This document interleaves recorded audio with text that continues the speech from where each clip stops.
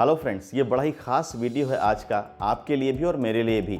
आपके लिए ये वीडियो बेहद इम्पॉर्टेंट होने वाला है। किस वजह से?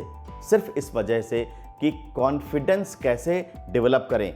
मैंने अपने अंदर एक सुपर कॉन्फिडेंस कैसे डेवलप किया। देखिए, अगर आप एक प्रोग्रेसिव माइंडसेट के व्यक्ति हैं, अगर आप अपनी लाइफ में ग्रोथ चाहते हैं, तो कॉन्फिडेंस आपके अंदर कूट कूट के भरा होना चाहिए। अगर आपके अंदर कॉन्फिडेंस नहीं है तो प्रोग्रेस के बारे में आप भूल जाइए, आप अपने आप को एक्सप्रेस भी नहीं कर पाएंगे। तो दोस्तों, ये बेहद ख़ास वीडियो इसलिए होने वाला है कि मैं अपना एक ऐसा एक्सपीरियंस शेयर करने वाला हूं जो शायद मैंने आपसे कभी नहीं शेयर किया। आज से बहुत साल पहले मैंने एक इंस्टीट्यूट में एडमिशन लिया और उस इंस्टीट्यूट में सिर्फ इंट्रोडक्शन ना देना पड़े मुझे, इतना डर था मुझे लोगों के सामने बोलने में कि मुझे अपना इंट्रोडक्शन ना देना पड़े। इस वजह से मैं पूरे 1 वीक लेट से गया कि अब इंट्रोडक्शन की प्रक्रिया, इसकी प्रोसेस पूरी तरह से ओवर हो चुकी होगी और अब शायद मुझे इंट्रोडक्शन नहीं देना पड़ेगा, मुझे उस एम्बेरसमेंट से गुजरना नहीं पड़ेगा जो एम्बेरसमेंट तब होती जब मैं अपना इंट्रोडक्शन देता और ठीक से ना दे पाता। मेरे हाथ पाँव काँपते, मेरा गला सूखता, मेरी ज़बान लड़खड़ाती और अंततोगत्वा मैं बुरी तरह से फेल हो जाता अपने उस एफर्ट में।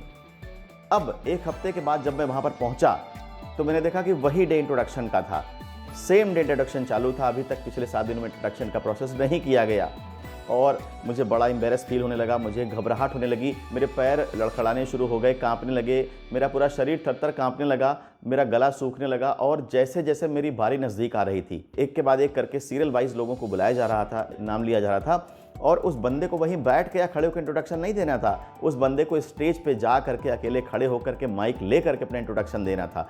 और जैसे जैसे मेरी बारी नज़दीक आ रही थी, मेरे दिल की धड़कनें तेज़ी से बढ़ती जा रही थी। मुझे ऐसा लग रहा था कि अब अगर मेरी बारी आएगी तो मेरा क्या होगा। मेरी हालत बुरी तरह से ख़राब थी। AC चल रहा था हॉल में, लेकिन मेरे शरीर से पसीना बहने लगा। मेरी बारी आई, जैसे लगा कि किसी ने मुझे गोली मार दी। मैं खड़ा हुआ, मेरी हिम्मत नहीं थी स्टेज तक जाने की, लेकिन मैं स्टेज तक गया, मैंने माइक हाथ से लिया और उसके बाद जो सीन क्रिएट हुआ वो बड़ा ही ख़राब है, वो बताने लायक नहीं, बयां करने लायक नहीं है। और मैं किसी भी सूरत में इंट्रोडक्शन अपना नहीं दे पाया और जो फैकल्टी वहाँ पर थी उन्होंने कहा, यार तुम बड़ी पैथेटिक हो और बड़ा मुश्किल है, तुम शायद ये काम नहीं कर पाओगे और अपनी चाहो तो तुम फ़ीस वापस ले लो, यहाँ से चले जाओ। सबसे ज़्यादा एम्बेरसमेंट मुझे उस समय फील हुआ, लेकिन जब मेरे हाथ से माइक ले लिया गया, जब मैं वापस अपनी चेयर पे गया तो मैं बड़ा कॉन्फिडेंट फील कर रहा था कि चलो ठीक है, बला टली, इंट्रो देना नहीं पड़ा, अच्छा हुआ, ख़राब हुआ, नहीं हो पाया, लेकिन कम से कम ये बात ख़त्म हुई और अब ये एम्बेरसमेंट का फेज़ ओवर हो गया।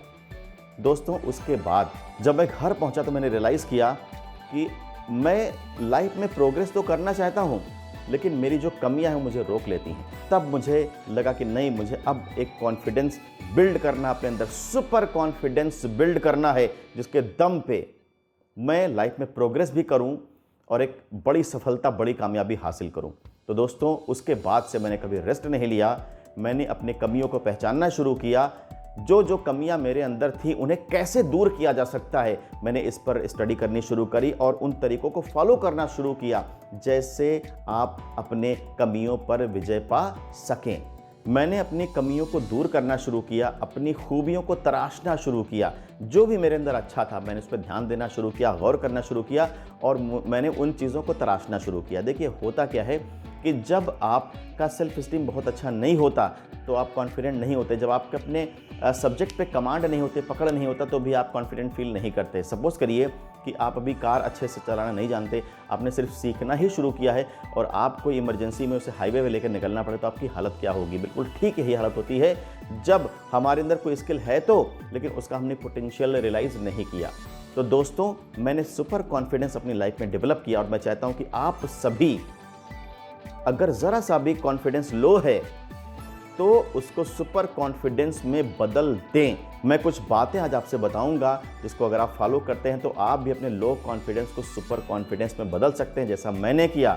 जब सिंपल मैं एक इंट्रो नहीं दे सका, मेरी पैथेटिक हालत थी और आज मैं पूरे इंडिया में घूम घूम के मोटिवेशनल स्पीकर, कॉर्पोरेट ट्रेनर का काम कर रहा हूँ। लोग मुझे बुलाते हैं और अब मुझे भीड़ देखकर मज़ा आता है, उत्साह दुगना हो जाता है, मोटिवेशन डबल हो जाता है।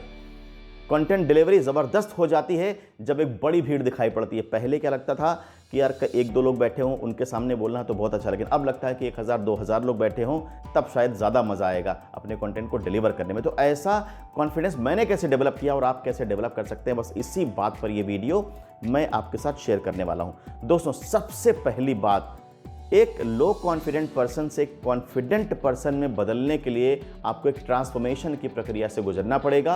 और ट्रांसफॉर्मेशन सिर्फ तब होता है जब आप सेल्फ अवेयर होते हैं, यानी कि अवेयरनेस क्रिएट कर लेना, अपने बारे में अवेयर हो जाना ट्रांसफॉर्मेशन की सबसे पहली सीढ़ी है। Means realising your own potential. अपने पोटेंशियल को रियलाइज करें, देखें कि क्या आपकी स्ट्रेंथ है, क्या आपकी वीकनेस है।